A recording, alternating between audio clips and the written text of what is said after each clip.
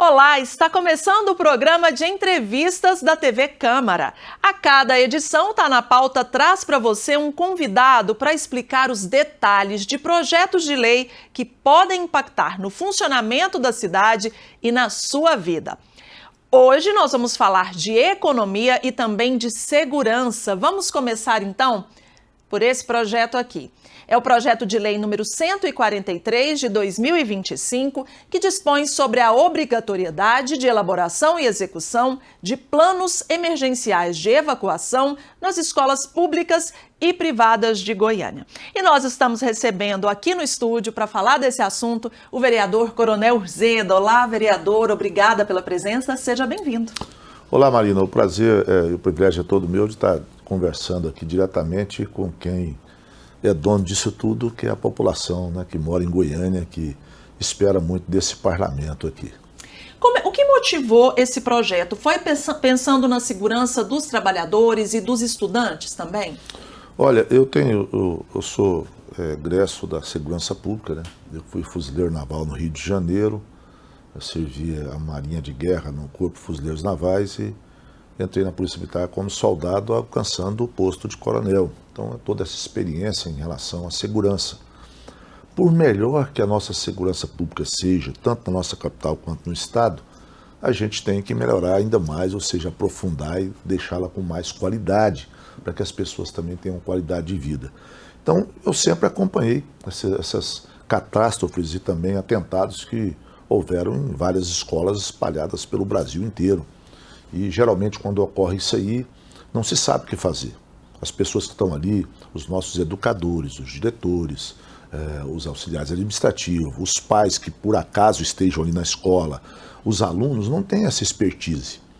Então nós elaboramos um projeto para contribuir com a segurança pública na cidade, principalmente com a vida desses envolvidos no ambiente escolar, para que, caso ocorra alguma catástrofe, algum acidente na natureza, alguma situação provocada por terceiro, ou algum atentado que seja também, nós não podemos fechar os olhos para isso, os nossos educadores, os nossos auxiliares administrativos, os nossos alunos possam ter como evacuar, como abandonar, como sair daquele ambiente com segurança, para que não ocorra mortes, ferimentos, etc. Antes de detalhar o seu projeto, nós vamos mostrar primeiro o que é um plano de evacuação. Nós buscamos um especialista nesse assunto, que é o capitão Márcio Ferreira Magalhães, do Corpo de Bombeiros. Ele enviou um vídeo para a gente, vamos ver. Olá, eu sou o capitão Magalhães, do Corpo de Bombeiro Militar do Estado de Goiás. Estou aqui para falar sobre o plano de abandono nas escolas. Na verdade, trata-se de um plano para a situação de emergência. Ele é trabalhado principalmente nas edificações que contam com o sistema de brigada de incêndio, por tratar-se de uma das ações prioritárias que a brigada de incêndio está incumbida de realizar nas edificações, onde ela vai fazer um estudo, um levantamento sobre as características da edificação, número total de pavimentos, o número total da população, horários, turnos de trabalho, público fixo, público flutuante, os sistemas preventivos existentes, as rotas de fuga existentes, e com isso vai ser elaborado um plano para que, em caso de situações de emergência, ações seguras, rápidas e precisas sejam tomadas, principalmente com relação ao abandono rápido, se primando, obviamente, pela vida, né, dos ocupantes das edificações. No caso das escolas, primando pela vida dos nossos alunos, dos professores, né, de todas as pessoas que porventura se encontrarem no interior dessas edificações, dessas escolas. Na nossa norma estadual do Corpo de Bombeiros, a nossa norma técnica que trata do tema é a norma técnica 17, que justamente traz os requisitos das brigadas de incêndio. Entretanto, esse sistema de brigada, ele é só exigido, na maior parte, para as edificações, escolas, faculdades em geral, instituições de ensino, acima de 5.000 metros. Entretanto, obviamente, sabemos que o sistema, como qualquer outro, ele é sempre recomendatório. Então, recomenda-se que todas as edificações contem com pessoas treinadas, né, devidamente certificadas por empresa credenciada no CBMGO, tornando-se ali, criando-se, estabelecendo uma brigada de incêndio.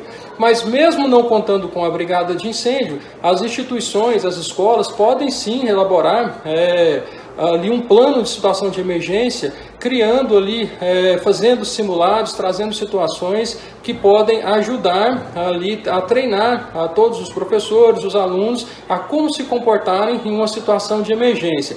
Para isso, nós temos ali na NBR 15219 alguns requisitos que podem facilitar a elaboração desses planos. E algumas questões têm que ser levadas em consideração, como já foi falado, o número de pavimentos, o número de salas de aula, as rotas de fuga, os equipamentos preventivos, em caso, criar um sistema de alarme para o tipo de uma situação de emergência, seja de incêndio, onde já tem que se iniciar imediatamente o abandono. Pode-se criar alguns outros tipos de alarme para outros tipos de situações emergenciais, com outras linhas de ações definidas. Então, e também, obviamente, a realização de simulados para que todas essas pessoas da edificação, os alunos, os professores, realmente tenham ciência e consigam executar o plano da melhor forma possível.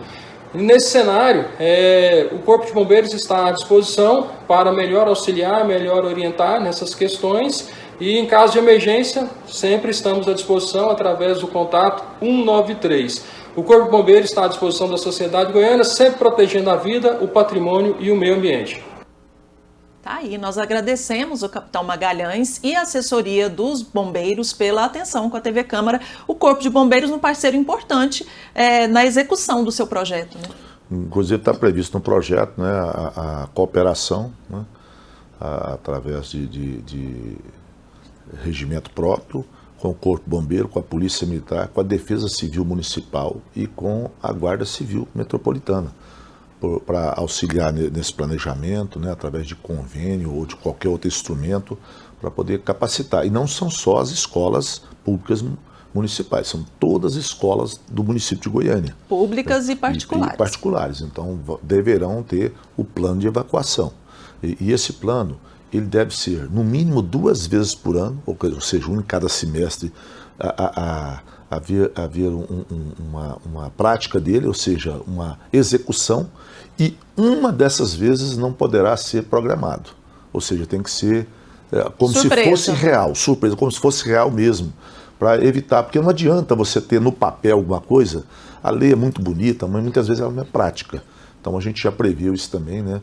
Para que as pessoas possam ter certeza que se acontecer algum fato naquela escola onde o seu filho, seu neto, seu sobrinho estuda, você que é cuidador ou pai, você vai ter certeza que ali, se ocorrer alguma situação, as pessoas ali que estão envolvidas poderão, todas, professores, corpo administrativo, direção, alunos, trabalhadores, pais que por acaso estejam ali, possam ser retirados com segurança daquele ambiente.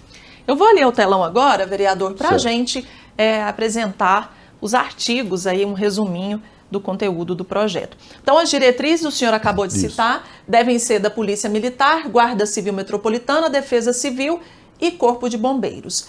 Esse plano deve definir rotas de fuga e pontos de encontro. Sim. Quer dizer, exatamente para a criança, para o profissional saber para onde eu vou, onde que eu me encontro aqui com o restante do pessoal. E você não pode tirar as pessoas desse ambiente escolar e jogar para a rua. Então tem que ter um lugar próprio ali com seguro, né? Por exemplo, nessa época do ano aqui, Marina, você sabe que é muito quente. Uhum. Então, de repente, ali uma sombra, uma marquise, alguma coisa para que as pessoas possam ir.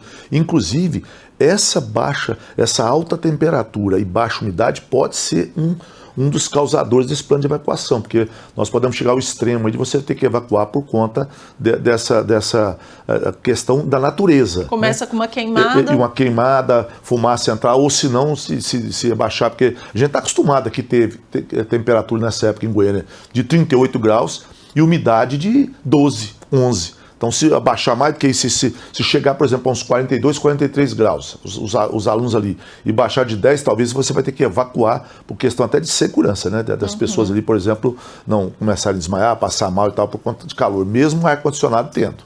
É importante que o plano preveja aí a capacitação dos profissionais com treinamento para emergência, simulações anuais, que o senhor citou agora há pouco, em parceria com órgãos especializados e empresas de segurança. Isso. Quer dizer, é preciso que as pessoas estejam preparadas para que, se surgir a emergência, se surgir a necessidade, saibam realmente o que fazer, que seja uma coisa mais ou menos automática até, não precisa nem pensar muito. Por isso que nós temos a capacitação e o treinamento. Mesmo as pessoas tendo capacitação, vamos treinar para isso, porque caso ocorra, elas vão ter ali a condição de tirar as crianças, os educadores, quem trabalha com segurança.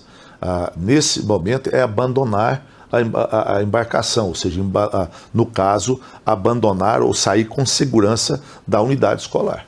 E a responsabilidade da elaboração do plano é da direção da escola, mas o município pode criar um programa de orientação e acompanhamento, fornecendo o suporte técnico e revisando o plano para ver se tem algum problema ali. Quer dizer, a prefeitura vai comandar essa elaboração do plano. Eu imagino, conhecendo um pouco aí a secretária Gisele, o próprio prefeito Sandro Mabel, eu imagino que vai criar um comitê gestor, alguma coisa que seja, para acompanhar o treinamento, para fazer as parcerias com esses órgãos públicos, para acompanhar também se está sendo realizado anualmente o treinamento, né? Porque isso ocorre, a gente não quer que ocorra, mas, né, se ocorrer, a gente vai ter certeza que os nossos filhos, netos, sobrinhos vão estar, e assim como os servidores ali daquela escola vão estar em segurança porque sabem como agir. Nós separamos aqui, Coronel Urzeda, algumas notícias de escolas que passaram por situações de emergência. Vamos ver primeiro, eu vou pedir para o Nenderson Coelho colocar para a gente, olha aqui. Essa escola no Parque Oeste Industrial foi atingida por um incêndio. A gente vê aí o trabalho dos bombeiros. Imagina só a preocupação ali, é uma escola de educação infantil, quer dizer, são crianças até 5, 6 anos de idade. Bom, a situação dessa aí, por exemplo, a gente já está vendo aqui pelas imagens, ali já, né? A destruição foi grande, né? Mas assim, o início, se ocorrer isso aí, o que deve fazer a escola, o que deve fazer o educador? Se o foco é localizado ou se ele é geral? Se for localizado, como se age? Se for geral, se pegou ali e espalhou pela escola muito rápido, o que deve fazer? É isso que a inteligência da lei traz para o município de Goiânia. Vamos ver um outro caso agora, que foi aqui de um aluno atira em colegas dentro de escola em Goiânia, mata 2 e fere 4. Esse caso foi aqui na capital há alguns anos, ficou muito conhecido numa escola particular. Isso, ali, né, na região do Parque Ateneu, não é isso? Isso. Uma das meninas, inclusive, ficou paraplégica. Isso, né? Eu acompanhei esse caso. E foi um desespero muito grande. E aí, o que fazer, né? Atentados também. Isso é um ataque, um atentado à escola, né? Realizada por um aluno também. Mas aconteceu um caso no Brasil de que a pessoa invadiu a escola e fez o atentado. E outros que alunos, né, por conta de bullying ou qualquer coisa que seja, fizeram isso aí. Então, qual a providência? Essa é o cerne, a inteligência que a lei traz para que a gente possa treinar como fazer. É isolado, foi numa sala de aula, como já aconteceu que a pessoa entrou e começou a atirar, ou foi num pátio da escola que está todo mundo ali, né, no horário do recreio, por exemplo, está todo mundo ali. Então, tudo isso aí a lei traz para que a gente possa treinar e evitar. Lógico, não vai ser feito amanhã, Marina, não vai ser, assinou, vai ser feito amanhã, não é assim. Vai ter que ter treinamento, vai ter um prazo também para adequar, não é isso? Para que a gente possa, de repente, a partir do ano que vem, ter condições de, caso isso ocorra, a gente ter segurança, falar assim, olha, o meu filho está seguro. É preciso estar preparado, né? Preparado. Bom, eu quero mudar de assunto agora para falar de outro projeto do vereador Coronel Urzeda, que trata de oferecer trabalho para as pessoas perto do local onde elas moram. E nós vamos ver agora os detalhes desse projeto. O projeto institui o programa Trabalho de Proximidade. A ideia é incentivar de forma voluntária a contratação de trabalhadores que residem nas regiões onde estejam empresas, comércios, prestadores de serviço e obras públicas ou privadas.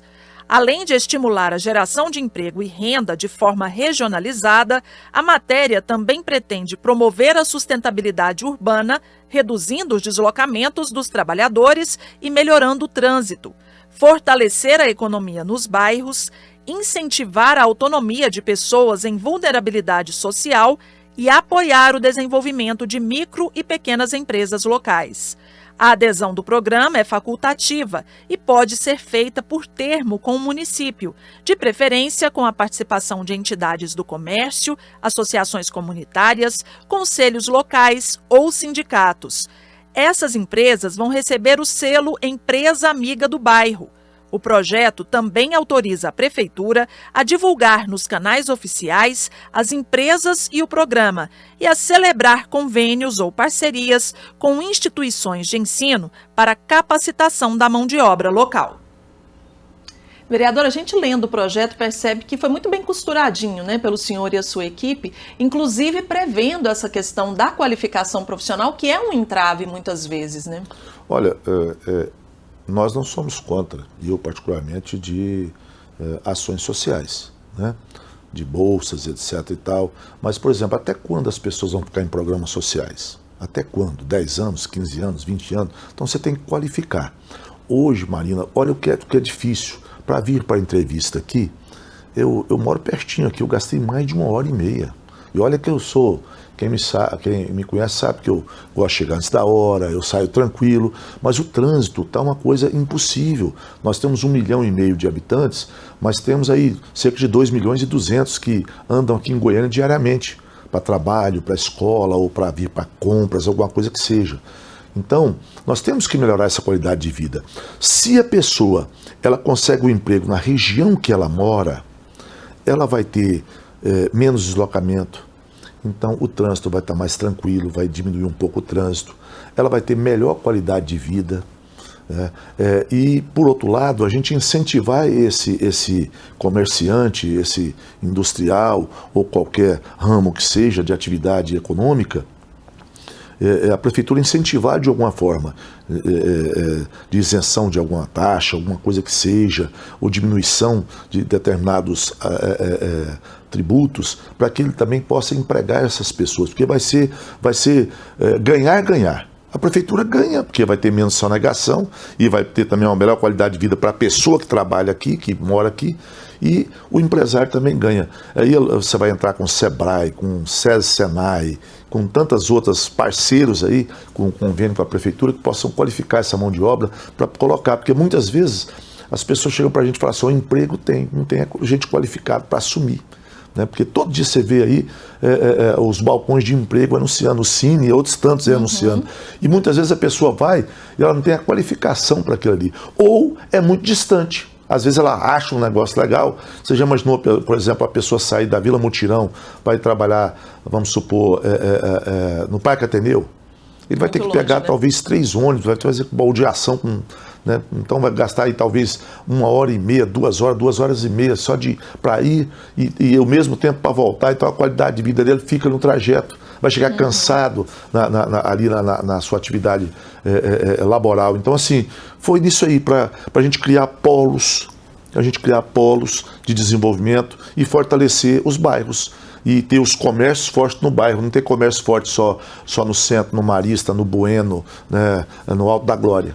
E pode ser uma qualificação pensada também para aquele setor, né? Por exemplo, às vezes a pessoa tem uma qualificação numa função, mas está surgindo vaga para outra, né? Então, assim, de poder atender a necessidade do comércio daquela região, das empresas daquela região também. Você vê, ali no Guanabara tem um polo moveleiro, não é isso? Então, de repente, você qualificar pessoas para construir móveis. Ali no bairro Goiás tem o pessoal da costura, não é isso? Então, os costureiros ali que geram emprego daquela região para as grandes empresas, porque nós não temos muitas vezes aqui costureiro ou quem corta o tecido e tal. Então você pode qualificar para aquela região. Então nós podemos criar centros, né, de comerciais, ou ao invés de você qualificar somente para esses grandes centros, você criar também micro-regiões. Nós temos 8 regiões administrativas, né, em Goiânia. Então, de repente, a gente pode ter 8 regiões econômicas, ou até micro-regiões também, porque tem região Noroeste que é muito grande. Então, de repente, você vai ter que ter 2, 3 lugares ali para poder facilitar para a pessoa trabalhar na região qualificada que esteja, receber um pouco melhor o seu salário e poder ter uma melhor qualidade de vida, frequentar ali o comércio, para fazer compra ali também, para melhorar a qualidade de vida de todos que moram ali, residindo naquela região. E como o senhor disse, fortalece a economia ali no bairro. Fortalecer, porque a gente, por exemplo, eu sou brasileiro, nós somos brasileiros, nós somos goianos, mas para mim o Brasil chama Goiânia, porque é onde eu moro, é onde eu pego, né? Eu tenho sentimento de pátria, lógico, eu sou patriota, tenho sentimento de pátria, sabe, de eu ser brasileiro, né, desse pertencimento. Só que o que eu vejo, o que eu pego é Goiânia. Na minha situação, na região sudoeste onde eu moro, que é mais próximo desse. Aí você vai, não, no setor tal, no bairro tal, na rua tal. É aquela questão de pertencimento. Então, você tem que valorizar a sua região, porque se o comércio da sua região for forte, vão surgir novos comércios, vão surgir novos empregos. Então a gente pensa nisso também. Certo, e o cinegrafista Delúbio Reis me acompanhou em uma reportagem para saber dos moradores aqui de Goiânia as vantagens de trabalhar perto de casa. Quem vê a Dona Maria caminhando assim tranquila, nem imagina que ela está indo para o trabalho, que fica a 10 minutos de casa. As vantagens que você não depende assim, de transporte prolongado para andar, né? Que às vezes se atrasa, né? Faz uma caminhadinha, que eu gosto muito de caminhar. Já o Gilvan não tem a mesma sorte. Ele conta que todo dia percorre 32 quilômetros para ir e voltar da empresa. Moro na saída de Guapó e trabalho no setor marista. É bem longe. Quanto tempo de deslocamento? É em torno de carro, no período da manhã, em torno de 1 hora. À tarde é bem mais pesado no trânsito, porque sai às 18, né? É por volta de 1 hora, 1h20. Para quem depende de ônibus, é um pouco mais difícil. Quanto tempo a senhora leva de casa no trabalho e do trabalho para casa? Aproximadamente 2 horas, dependendo dos ônibus. Se eu chegar e conseguir pegar rápido, eu chego um pouco mais, demora menos, é 1h30 por aí. E é um tempo que a senhora poderia aproveitar na sua vida para estar fazendo outras coisas? Sim, poderia estar fazendo atividade física, né?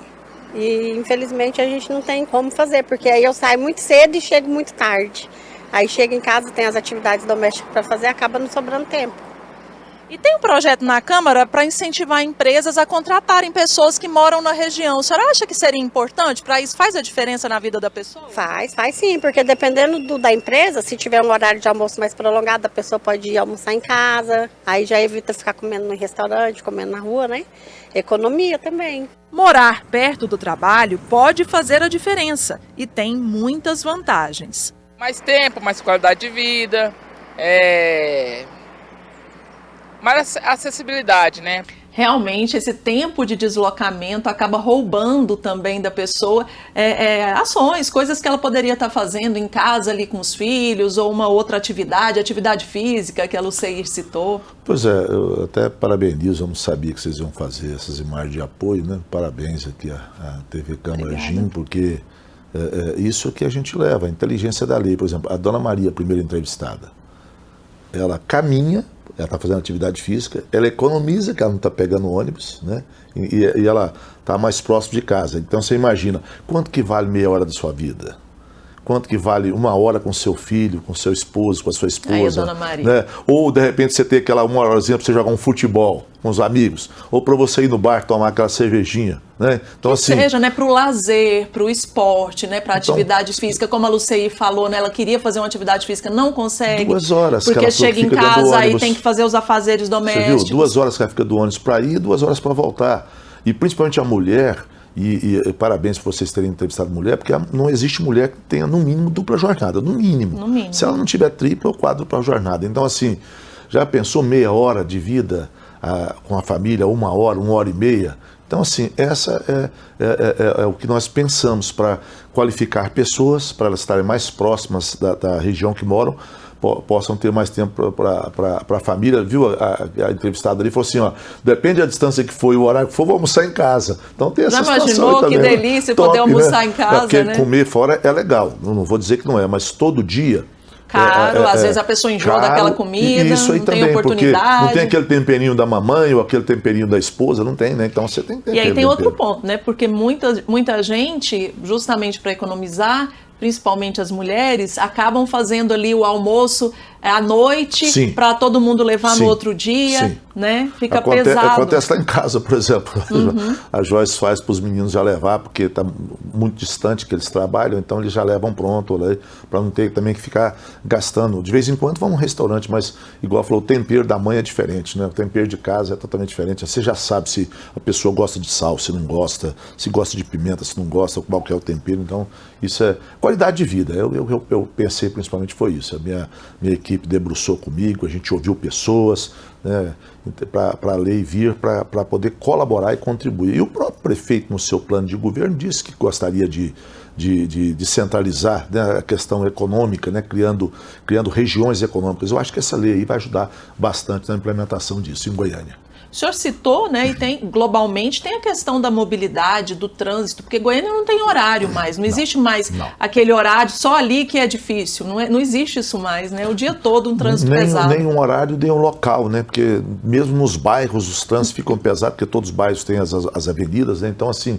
não tem mais horário. Lógico, o pior horário é das 18, porque ele coincide tudo, ele coincide quem está saindo do trabalho, quem está indo para a faculdade ou para o colégio noturno e tal, então ele coincide tudo, é o pior horário que tem em qualquer lugar do Brasil, mas se a pessoa puder, igual a Dona Maria, mais próximo, talvez ele vai ter até que pegar um ônibus, mas talvez seja 2 km, 3 km, ele vai gastar ali 20 minutos, 25 minutos, alguma coisa que seja, ele não vai precisar fazer transbordo em plataforma ou em terminal. Então, assim, quanto mais próximo a pessoa conseguir, melhor. É igual a gente já faz com as vagas de CIMEI e de escola. Então, lógico, isso vai ter que ser uma atividade público-privada, porque o comerciante vai ter que aderir, isso aí é voluntário, e a prefeitura incentivar alguma coisa para poder também incentivar essas pessoas poderem contratar, né, esses munícipes que moram próximos ali para poder atingir a finalidade do projeto.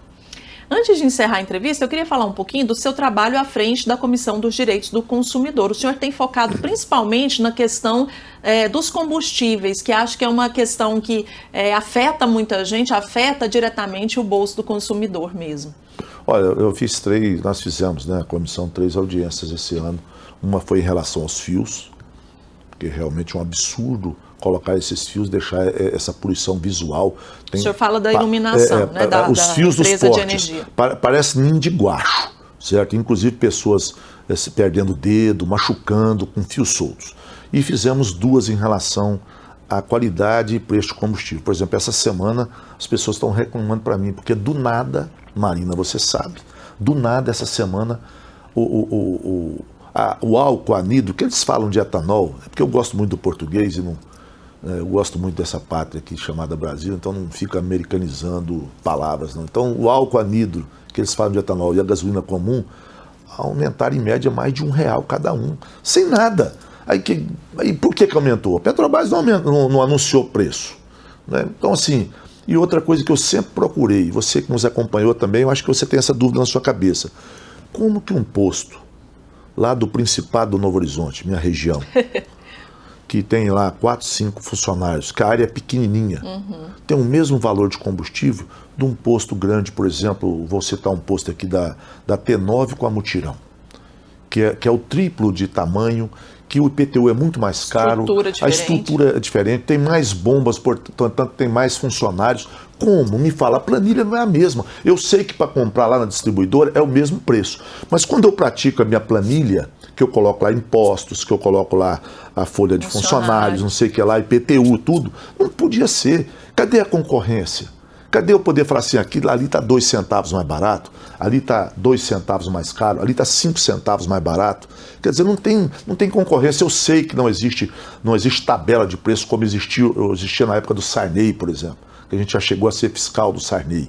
Mas assim, isso é um absurdo, fazem o que querem, fica por isso mesmo. Isso só vai resolver quando a gente respeitar a atividade comercial, quando a gente respeita, porque eu não quero demonizar também, não quero usar essa atribuição para demonizar dono de posto.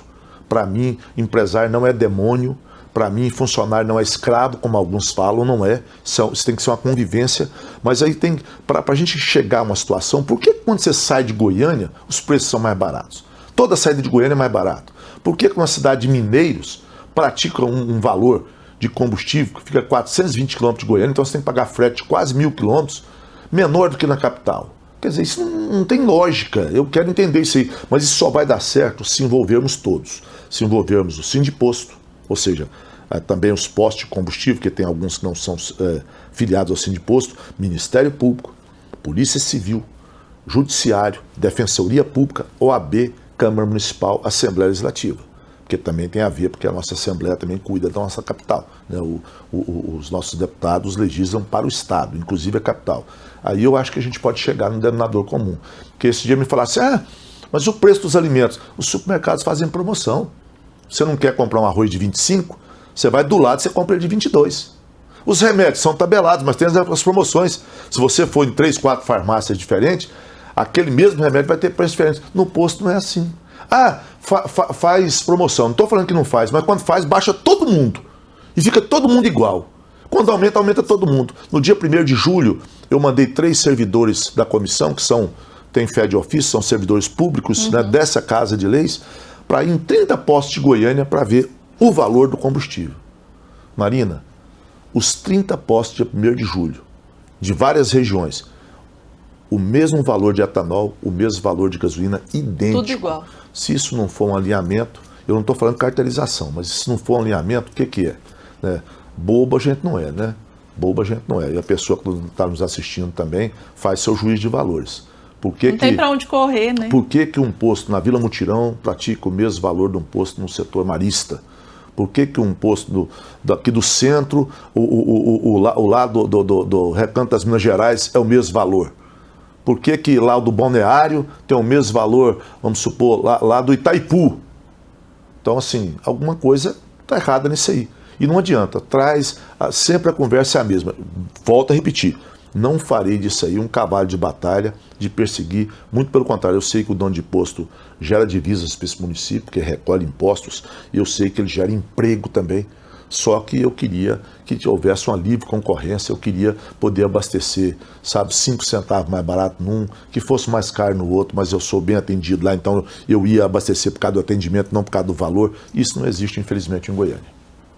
Vereador Coronel Urzeda, muito obrigada pela entrevista aqui no Tá na Pauta. Nós vamos continuar acompanhando o seu trabalho e seja sempre bem-vindo à TV Câmara. Eu que agradeço essa primeira oportunidade, essa primeira entrevista minha aqui no Tá na Pauta e mais uma vez eu parabenizo a direção da TV Câmara GIM, né, da comunicação da Câmara, para falar a verdade, da direção, porque vocês não perdem para grandes emissoras ou a qualidade que vocês preparam. Por exemplo, eu não sabia que você ia preparar um material de apoio como foi preparado. Eu pensei que seria uma entrevista simples, né? Então, assim, parabéns. Eu só estou ajudando aqui, porque vocês já fizeram o resto. Vocês só tocaram aqui, vocês tocaram aqui o barco e eu entrei dentro e estou navegando com vocês. Imagina, muito obrigada, viu? Eu que agradeço. E todas as edições do Tá na Pauta estão disponíveis na nossa programação e você pode acompanhar no canal 3.3 e também no YouTube. Obrigada pela companhia e até a próxima edição.